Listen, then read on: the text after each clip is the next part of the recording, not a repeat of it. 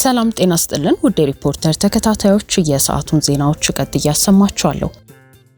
በጦር መሳሪያ የሚፋለሙ ኃይሎች በጦር ሕግ መዳኘት አለባቸው ሲል ኢሰመኮ ገለጸ። ለጸጥታ ችግሮች ደረጃ ሰጪ አይደለንም ሲሉ የኢትዮጵያ ሰብአዊ መብቶች ኮሚሽን ኮሚሽነር ተናግረዋል። የኢትዮጵያ ሰብአዊ መብቶች ኮሚሽን ኮሚሽነር ብርሃኑ አዴሎ ዛሬ በሰጡት ጋዜጣዊ መግለጫ ኮሚሽኑ የግጭት አውድ በማለት ስለሚጠቀምበት አገላለጽ ለተነሳው ጥያቄ ምላሽ ሲሰጡ ተቋሙ የግጭት ደረጃና የታጣቂዎችን ሁኔታ የመገምገምና የመመደብ ኃላፊነት የለብንም ብለዋል። ኮሚሽኑ በስራና አገላለጽ ከፖለቲካ እይታ ገለልተኛ ነው ያሉት ኮሚሽነሩ የጦር መሳሪያ ይዘው የሚዋጉ ኃይሎች በጦር ሕግ መዳኘት ነው ያለባቸው ሲሉ ተናግረዋል። ኢሰመኮ በግጭት ሁኔታዎች ላይ ያለው ተሳትፎ ንጹሃን ዜጎች ኢላማ ሲደረጉ እንዲሁም ሳይታጠቁ በግጭቱ ጉዳት ሲደርስባቸው ነው ያሉት ኮሚሽነር ብርሃኑ አዴሎ የግጭቶችንና የታጣቂዎችን ደረጃ ለመሰየም አይደለም እዚህ ያለ ነው ብለዋል። ግጭት አውድ ላይ ግጭት ተብሎ የሚተላለፍ ነው ወይ ኮንፍሊክት ነው ግጭት አውድ ብንለው አሁን ቀደም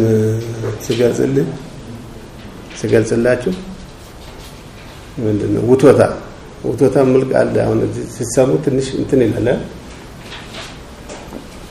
እንደዚህ አይነት ቃላት ምናልባት እንትኑ ላይ ሰዋሰው ላይ የተለያየ እውቀት ከሌለን በስተቀር ግጭት አውድ እንለው ኮንፍሊክት ሲቹዌሽን ማለት ነው። እንግሊዝኛው ኮንፍሊክት ሲቹዌሽን ከዛ ምንድነው ሌላ ከፍ ያለ ስታተስ ሆነ ስታተስኛ አይደለም። we are not here to grade conflict activity. this is war belligerent ናቸው ምናምን ናቸው እንደዚህ አይነት የነጻነት ንቅናቄዎች ናቸው ምናምን የሚለው እኛ አይደለም ዲፋይን የምናደርገው። እኛ ግን ኮንፍሊክት ሲቹዌሽን አለ። ከኮንፍሊክት ሲቹዌሽንም የኛ ኢንተረስት ፖለቲካል ሞቲቭ ውስጥ አንገባ። እኛ የምንገባው ሲቪሉ ታርጌት ሲደረግ ልባርጉ ሲቪሊያን ታርጌትድ እንዳይሆኑ ሁለት ተዋጊዎች እናንተ ያም ብንዋጋ አያድርሰውና ብረት ይዘናል። ታዲያ ውሃ ምተፋ ነገር እኮ አልያዝም። እሳት ምተፋ ነገር ይዘው የሚዋጉ ሰዎች መዳየት ያለባቸው በጦር ሕግ ነው። እኛ ግን ይሄኛው ሲቪሉ ለምን ታርጌትድ ይሆናል ነው ሲቪሊያን ፕሮፐርቲ እንዳይነካ ነው። ያው ኮንቬንሽኖችን ታውቃላችሁ።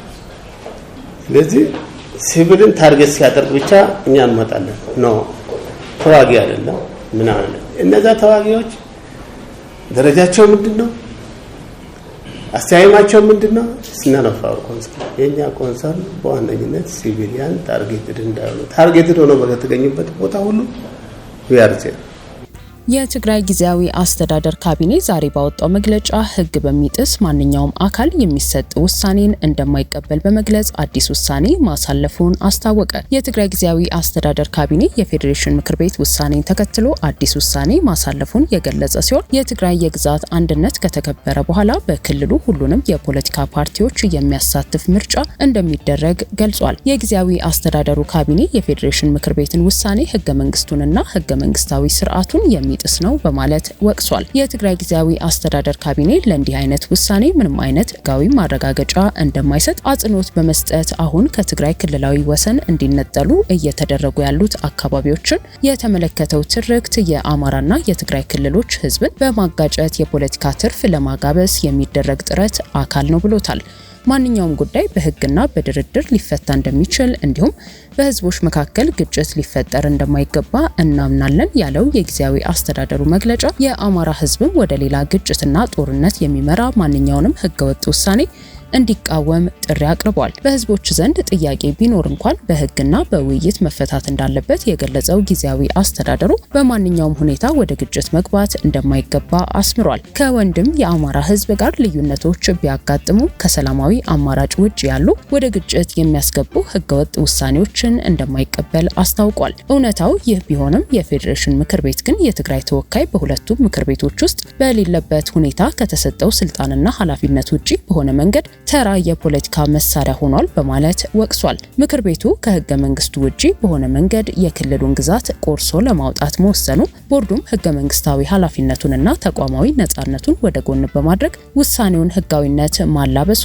የሴራው አካል መሆኑን አመላካች ነው ብሏል። የትግራይ ጊዜያዊ አስተዳደር ሁሉም የትግራይ ተወላጆች የሐሳብ ልዩነቶቻቸውን ወደ ጎን በማድረግ በትግራይ ህዝብ መሰረታዊ ጉዳዮች ላይ በጋራ ለመቆም የሰጡት ምላሽና መሰረታዊ መብቶቻቸውንና ህልውናቸውን ለማረጋገጥ ባላቸው ጉጉትና ትግል አንድነታቸውን አድሰዋል ሲልም ገልጿል። የኢትዮጵያ መንግስት ይህንኑ ከህግና ከፍትህ የራቀ እንዲሁም ከአሁኑ ሁኔታ የከፋ አደጋ ሊያስከትል የሚችል ውሳኔ በአፋጣኝ እንዲያርም ሲልም አሳስቧል። የትግራይ ህዝብ ህጋዊ ምርጫን ለማካሄድ ብዙ ዋጋ ከፍሏል ያለው የጊዜያዊ አስተዳደሩ መግለጫ የህዝቡን መሰረታዊ መብቶች እንዲሁም የትግራይ የግዛት አንድነት ከተከበረ በኋላ ሁሉንም የፖለቲካ ፓርቲዎች የሚያሳትፍ ምርጫ እንደሚደረግ ገልጿል። የፌዴራል ፖሊስ ኮሚሽን ኮሚሽነር ጀነራል ደመላሽ ገብረ ሚካኤል የደቡብ አፍሪካ የቀድሞ ፕሬዝዳንትና የነጻነት ታጋይ የነበሩት ኔልሰን ማንዴላ በኢትዮጵያ ያሰለጠኑት በዋናነት ጀነራል ታደሰ ብሩ፣ ኮሎኔል ፍቃዱ ዋኬና መቶ አለቃ ወንድሙ በፍቃዱ መሆናቸውን ገለጹ። ኮሚሽነር ጀነራል ደመላሽ ይህንን የተናገሩት የመላው ጥቁር ህዝቦች የነጻነት ታጋይ የነበሩት ኔልሰን ማንዴላ በሰለጠኑበት በቀድሞ የፈጥኖ ደራሽ ካምፕ በአሁኑ የፖሊቴክኒክ ሙያ ኮሌጅ ቅጥር ግቢ ውስጥ የተገነባውን የኔልሰን ማንዴላ ሙዚየም ዛሬ በተመረቀበት ወቅት ነው። ከፌዴራል ፖሊስ የተገኘው መረጃ እንደሚያሳየው በወቅቱ ማንዴላን ያሰለጠኑት የፖሊስ አባላት ለአፍሪካ ነጻነት ያላቸውን ቁርጠኝነት በማሳየት እውቀታቸውንና ልምዳቸውን ለማንዴላ በማካፈል በደቡብ አፍሪካ የትጥቅ ትግል ላይ መሰረት እንዲጥሉ ረድተዋል። ኔልሰን ማንዴላ ወደ ኢትዮጵያ ያደረጉት ጉዞ በአፍሪካ የነጻነት ታሪክ ውስጥ ጉልህ ስፍራ ያለው ክስተት ነው ያሉት የፌዴራል ፖሊስ ጠቅላይ አዛዡ አሁንም የኢትዮጵያ ፖሊስ ሚና ከሀገር ውስጥ ህግ ማስከበር አልፎ ወደ አህጉራዊና ዓለም አቀፋዊ የሰላምና ደህንነት ትብብር ዘርፎች ዘልቆ እንደሚገኝ ገልጸዋል።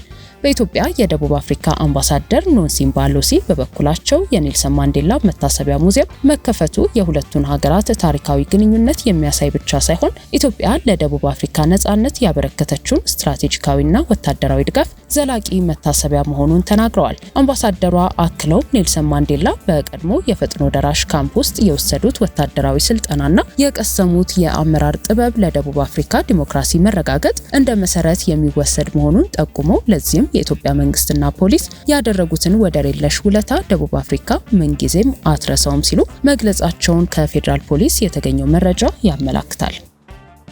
ውድ የሪፖርተር ተከታታዮች የሰዓቱ ዜናዎቻችን እነዚህ ነበሩ። ስላደመጣችሁን ከልብ እናመሰግናለን። ገጠሩን ከከተሜው ማስተሳሰር የቻሉ ግንባታዎች ለመዲናችን አዲስ አበባ የውበት ግርማን ያላበሱ ሪል ስቴቶች ዓለም የደረሰበትን የኪነ ህንጻ ጥበብ ያገናዘቡ ቅንጡ ሆቴሎች ምቹ የአረጋውያን መጠለያና መጦሪያ ማዕከል የሴቶች ቤተ ውበትና ዘመናዊ የልብስ ማጠቢያ ማሽኖች በለጋ ዕድሜ ተወጥነው ፍሬ ያፈሩ የሀገር ልጅ ሀብት ናቸው።